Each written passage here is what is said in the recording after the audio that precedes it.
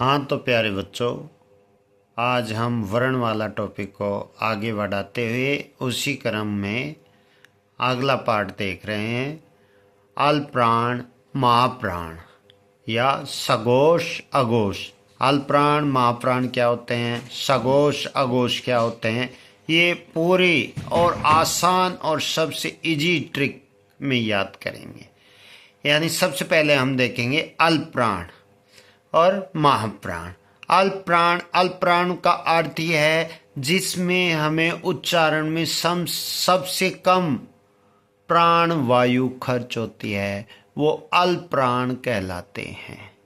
और महाप्राण जिसके उच्चारण में हमारे मुख विवर से सर्वाधिक वायु खर्च होती है, यानी हमें बोलने में सर्वाधिक ऊर्जा खर्च करनी पड़ती है, वो क्या कहलाते हैं, महाप्राण। अब देखिए अल्पप्राण, हमने पहले वर्णमाला में वर्गीय व्यंजन पढ़े थे। वर्ग यानी प्रत्येक वर्ग में 5-5 व्यंजन होते हैं। क वर्ग, च वर्ग, ट वर्ग, त वर्ग, प वर्ग, यानी कंठ, तालु, मुर्दा, दंते, ओष्ठे, यानी ये वर्गीय व्यंजन थे, ये पढ़ चुके हैं। तो अल्पप्राण में कौन से वर्ण आएंगे और महाप्राण में कौन से वर्ण आएंगे। यानी क वर्ग देखें तो अल्पप्राण जिनको बोलने या उच्चारण करने में सबसे कम वायु खर्च होती है, तो ऐसे ध्यान रखेंगे, पहला, तीसरा और पांचवा, यानी पहला, तीसरा, पांचवा, यानी क ग अंग, च ज अय, ट ड ण, त द न, प ब म, यानी इनके उच्चारण में हमें सबसे कम वायु खर्च करनी पड़ती है, यानी सबसे कम शक्ति लगानी पड़ती है, सबसे कम ऊर्जा लगानी पड़ती है। तो ये क्या हुए, अल्पप्राण। इसके अलावा हमने पढ़ा था अंतस्थ व्यंजन, यानी य र ल व, ये क्या है, अल्पप्राण है। इनको बोलने में हमें इतनी ऊर्जा की आवश्यकता नहीं होती है। अब इसके अलावा बच गए क्या, वो महाप्राण में आ जाएंगे।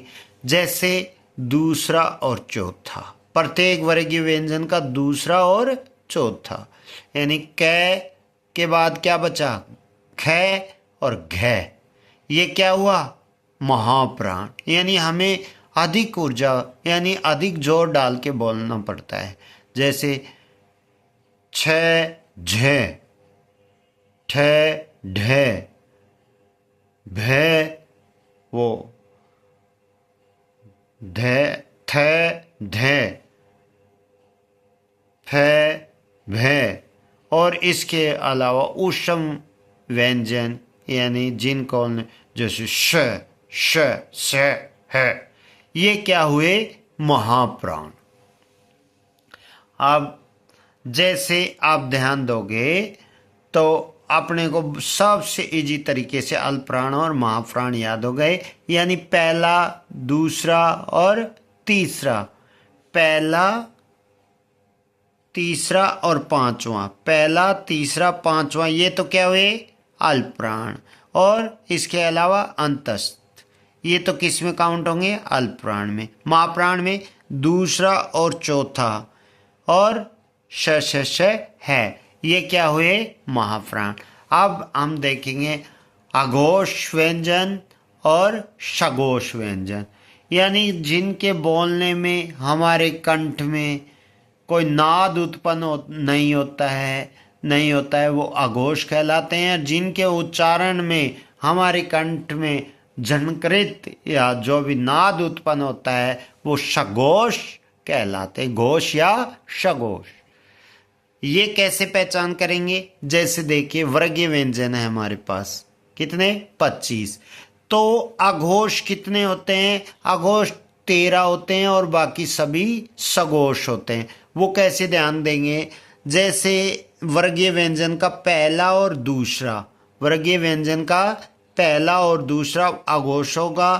हर प्रत्येक वर्गीय व्यंजन का पहला और दूसरा अघोष, यानी क ख, च छ, ट ठ, त थ, प फ।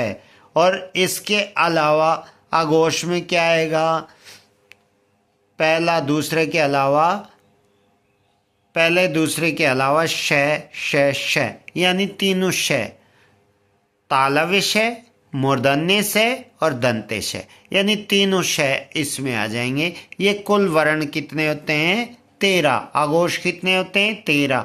प्रत्येक वर्ग का पहला दूसरा, पांचों 5 वर्ग हैं तो 10 ये, और तीनों श, तालव्य, मूर्धन्य और दंत्य। आघोष वर्ण कितने होते हैं? 13। सबसे इजी तरीका है, प्रत्येक वर्ग का पहला दूसरा, 10 तो ये हो गए, और तीनों श, तालव्य, मूर्धन्य और दंत्य। अब बाकी बचे सभी क्या होंगे? सघोष। जैसे इनकी संख्या 31 होती है, जिसमें स्वर और व्यंजन सभी आ जाएंगे। इनमें सभी तो स्वर क्या होते हैं? अगर आपसे पूछ लिया जाए स्वर क्या है, स्वर भी सघोष है, यानी उनके उच्चारण में बोलने में हमें सघोष यानी ध्वनि तरंगे उत्पन्न।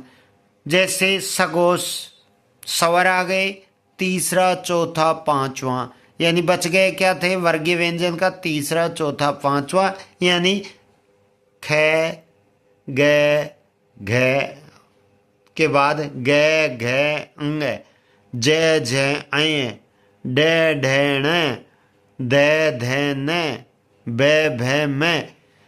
ये हो गए, तीसरा, चौथा, पांचवा हो गया। इसके अलावा अंतस्थ में ये र, लवय बच गए, और उस सब में क्या बच गया था? है। ये सभी क्या होंगे? वर्ण सघोष होंगे, यानी स्वर तीसरा, चौथा, पांचवा, ये र, लवय और है, ये क्या होंगे? सघोष। इस तरह आज हमने देखा अल्पप्राण क्या होते हैं और महाप्राण। अल्पप्राण जिनका उच्चारण करने में हमें सबसे कम वायु खर्च करनी पड़ती है, इतना ऊर्जा खर्च नहीं करनी पड़ती है, वो अल्पप्राण, यानी पहला, तीसरा, पांचवा और यह रहे लवय अल्पप्राण। महाप्राण जिसके उच्चारण में हमें मुख व्यवहार में अधिक जोर देके बोलना पड़ता है, दूसरा और चौथा प्रत्येक वर्ग का, और श है, यानी ऊष्म वर्ण महाप्राण। फिर आघोष, आघोष 13 होते हैं और बच गए जो सभी सघोष। 13 कौन से? पहला, दूसरा और तीनों स। कौन से? तालव्य, मूर्धन्य और दंत्य।